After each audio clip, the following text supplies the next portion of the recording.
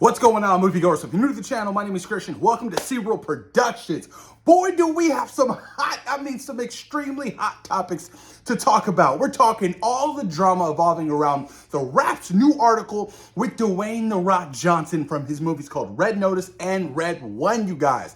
Apparently, it is bad. Like, absolutely terrible. This is like a hit piece, and I don't know just how true this is, but to drop a hit piece like this on Dwayne "The Rock" Johnson, this is pretty huge. But not only that, you guys, Chris Hemsworth is coming out and saying he still regrets Thor, Love, and Thunder. We will talk about what he has to say and ultimately how that film ended up being. And we have a fresh look at Captain America: Brave New World. Joaquin Torres as the Phoenix. The Phoenix as a brand new Falcon. I can't wait. I'm excited. There's a lot of small little marketing for Captain America and the Brave New World that's been leaking, like toys and things of that nature, Happy Meals. And some of those leaks have the Red Hulk on there. That's going to be huge and exciting, you guys. Now let's talk about the meat and the potatoes of today's video. Dwayne "The Rock" Johnson. Now, you guys, we all know Dwayne "The Rock" Johnson to be, one of the biggest action movie stars of this generation. You know what I mean? From The Rundown to Walking Tall to the Fast and the Furious franchise to Jumanji to Black Adam, you name it, he's had his hands all over everything. Apparently, he's been a nightmare to work with. Now, we remember those flashbacks of him having these problems with Vin Diesel on set of the Fast and the Furious that led The Rock to quit the franchise, but he's back for the next two films. So they squashed their beef. But with The Wrap and their recent reports, this is crazy interesting that we got to talk about. It's a long article, you guys, but I'm going to be speed rushing through this. So, originally slated for the release during the 2023 Christmas season, the Red One theatrical release has been delayed to November 2024 due to the strikes. That's why it was delayed. But the real story is a lot messier.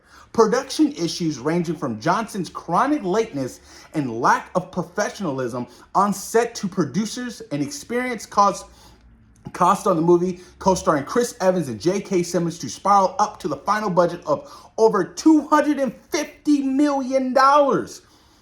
Woo! That is on the range of a comic book movie, you guys. Keep this in mind. This is a Netflix movie costing $250. This ain't no Stranger Things season 5. This ain't the season finale.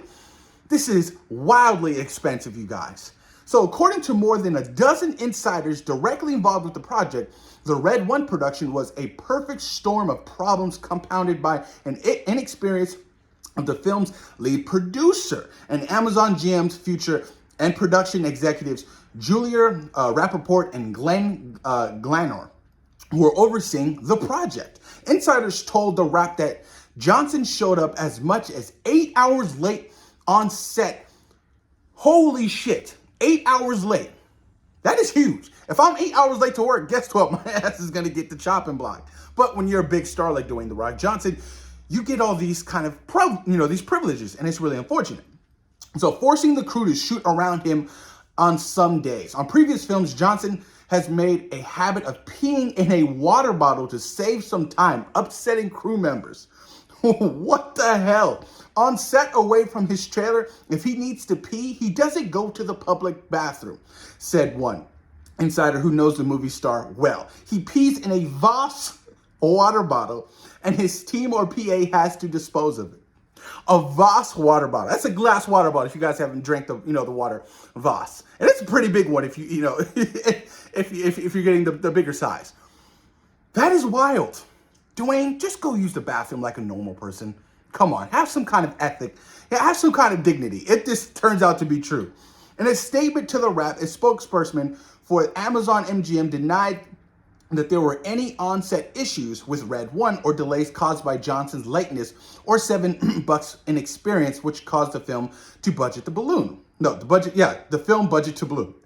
Dwayne Johnson and $7 have been incredible partners on Red One, a film that audiences of all ages were going to love this holiday season, the spokesperson said. Our testing has been very strong. The reaction from CinemaCon speaks for itself. And we couldn't have made it without Dwayne's constant work and support. Any reporting that implies that we got to this point with him showing up 7 to 8 hours late to set is both ridiculous and false.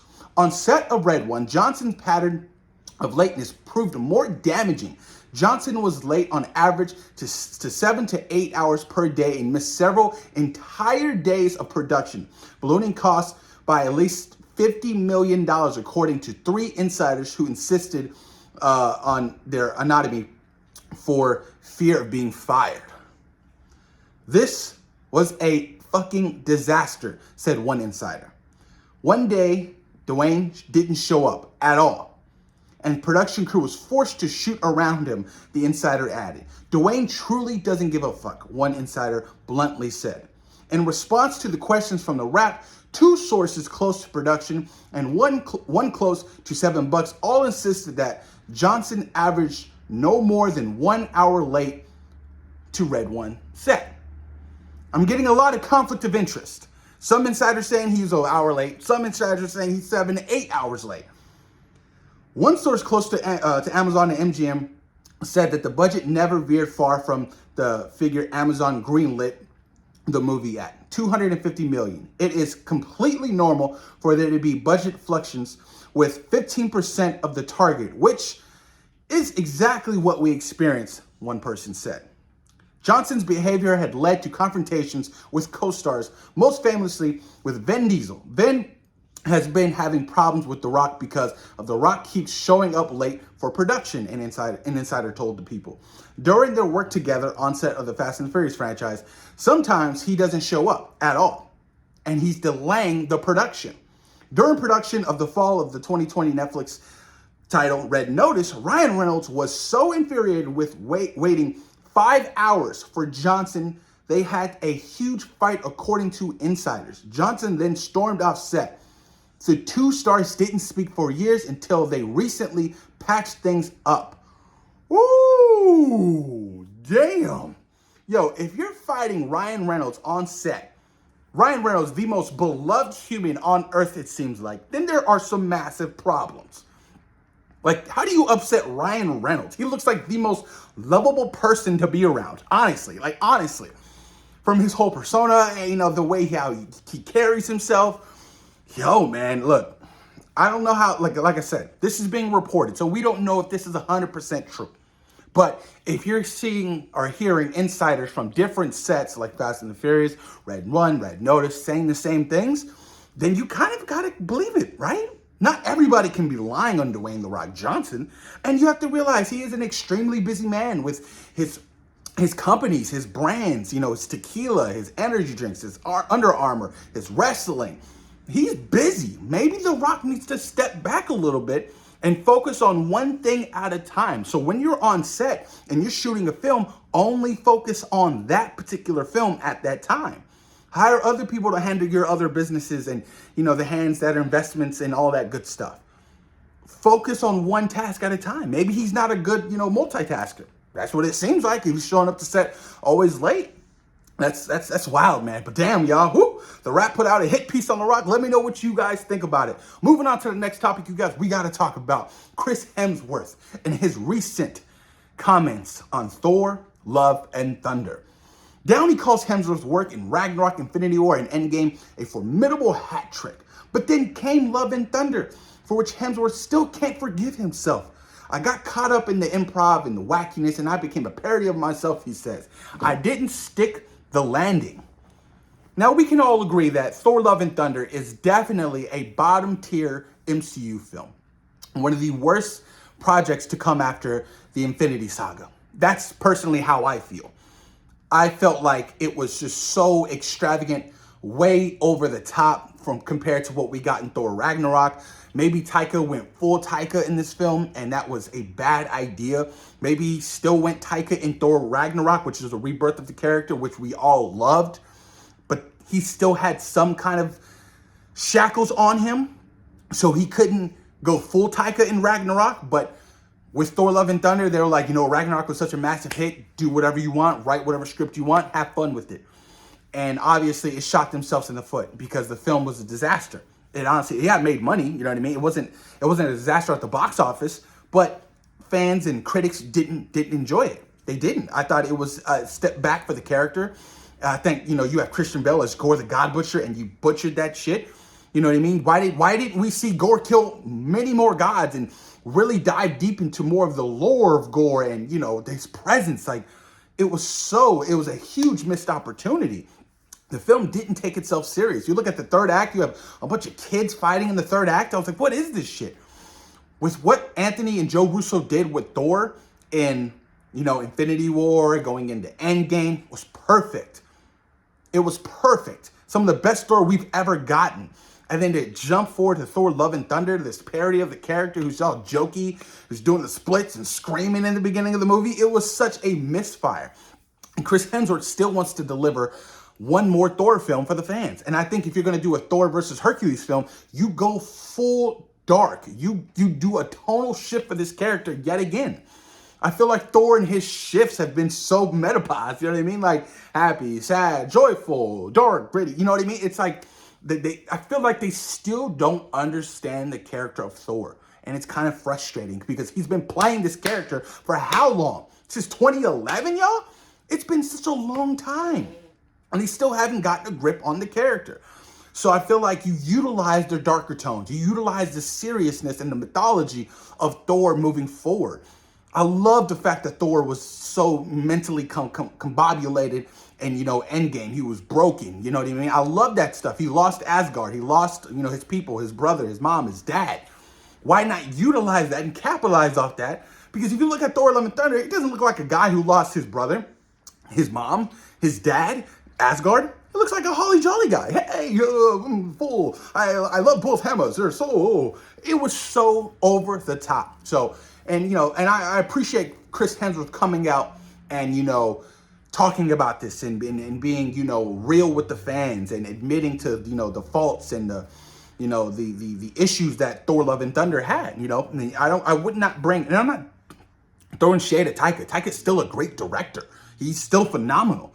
I'm not throwing shade at him, but I think you bring in a different director for your last and final Thor film, and you give Hemsworth a final goodbye to the character. You know what I mean? I don't want to see Hemsworth. I don't want to see this, you know, new daughter he has. Like, I don't want to see that shit. I honestly don't. I want to see a massive battle between him and Hercules. That's what I want to see. And obviously, you recast Hercules, because I don't know what that casting was for Thor Love and Thunder. I don't know. Maybe you guys may like it.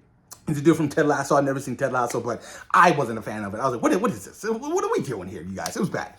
But, you know, like I said, I appreciate Chris Hemsworth coming out and being straight and, you know, very straightforward with the fans and admitting and being honest with us about the, you know, the faults of Thor Love and Thunder. And, you know, I think if he's genuinely trying to make a shift in the character, then he needs to be with the new director, new writers, and be more on par with what's going on and, you know, learn to say no in certain situations. And, you know, because I can only imagine him on set doing this goofy shit and Tiger like, yeah, more of it. Do it, mate. Do it. I could definitely see that. But who knows what will happen for Thor 5, you guys. If we get a Thor 5, I hope you do. I really do. Moving on to the final topic, you guys. We got a first look at Joaquin Torres as the Falcon. Some people are shitting on the costume. I'm like, what do you guys want? It looks identical to the comic book. Relax, man. Come on. He's, you know, Sam Wilson's brand new partner. And I can't wait to see him because I loved him in Falcon and the Winter Soldier. You know, I thought the relationship was, you know, really fun, very small, but, you know, it made an impact of where I want to see more of Joaquin Torres, especially since he did get the wings at the, you know, at the end of Falcon and the Winter Soldier. He was like, what do you want me to do with these? He's like, just scrap them. He's like, nah, I'm going to take them and I'm going to learn how to use these, you know. But the marketing has been kind of, you know, leaked for Captain America Brave New World.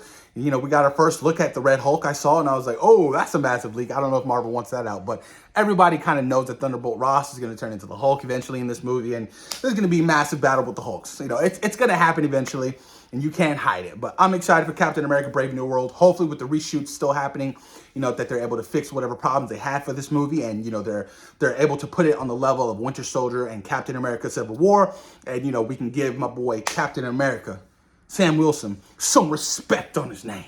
Post your comments down below. Let me know what you guys thought about today's topic. We did all the drama with Dwayne "The Rock" Johnson on set, him almost fighting Ryan Reynolds, arguing on set, Chris Hemsworth's Thor. Honest thoughts and opinions. Post your comments down below and let me know what you guys think. Peace.